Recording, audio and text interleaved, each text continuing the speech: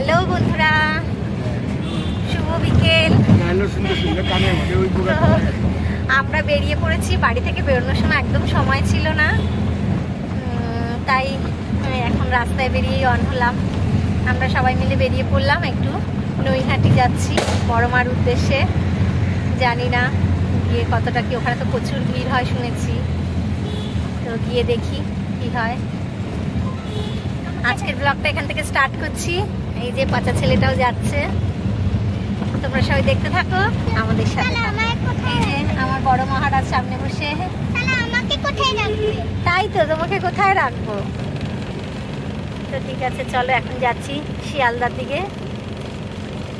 তো 3:55 একটা ট্রেন আছে, 3:30 অলরেডি বেজে গেছে, তাই তাড়াহুড়ো করে বেরিয়ে এসেছি। আর ঘরে থাকতে আর অন হতে পারিনি।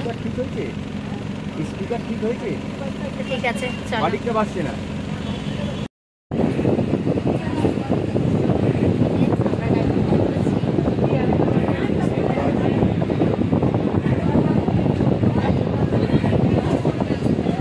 আস্তে আস্তে ট্রেনটাও পেয়ে গেছি, সিটও পেয়ে গেছি।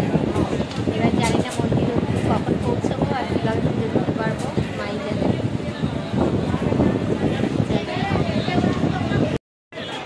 আমরা তো চলে এলাম নৈহাটি। তো এবার যাচ্ছি মায়ের মন্দিরের উদ্দেশ্যে। দেখি গিয়ে ভিড়টা কেমন আছে। স্টেশন থেকে সামনেই, তাই স্টেশন থেকে হেঁটেই যাচ্ছি, নেমে হাঁটলেই 5 মিনিটেই মন্দির। তো গিয়ে দেখি কেমন ভিড় আছে, পুজোটা দিতে পারি কিনা। খুব সুন্দর জায়গা বন্ধুরা, তোমরাও পারলে এসো, মাকে দর্শন করে যেও। আর এখানে জায়গাটাও খুব সুন্দর।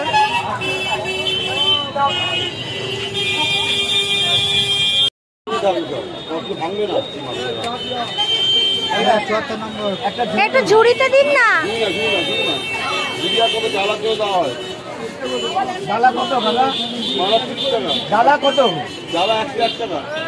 মাকে পড়াবে জবানওয়ালা।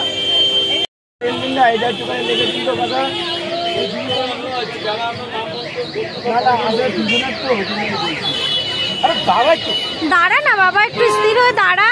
এই যে আমার দিকে তাকা, আমার দিকে তাকা। হ্যাঁ, লিখছি। এই যে নৈহাটির গঙ্গা, এটা তোকে ধরতে আসবে। আমরা বসে আছি গঙ্গার পাড়ে, প্রচুর লাইন। এই যে আমরা গঙ্গার পাড়ে বসে আছি।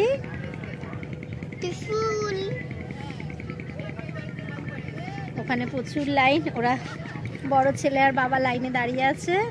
আমরা মা ছেলেতে গঙ্গার পাড়ে এসে একটু বসে আছি, আবার যাবো, গিয়ে লাইনে দাঁড়াবো। আসবে তোকে ধরতে।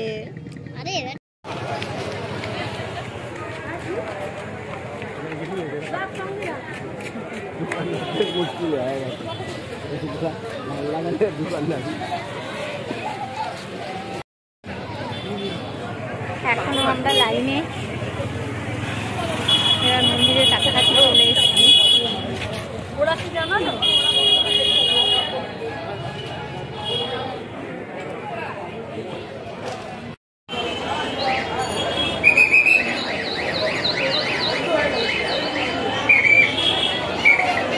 এবার ঢুকছি আমরা মন্দিরে। হ্যাঁ, ওখানে ঠাকুরমশাই আছে, ওনার হাতে দেবে।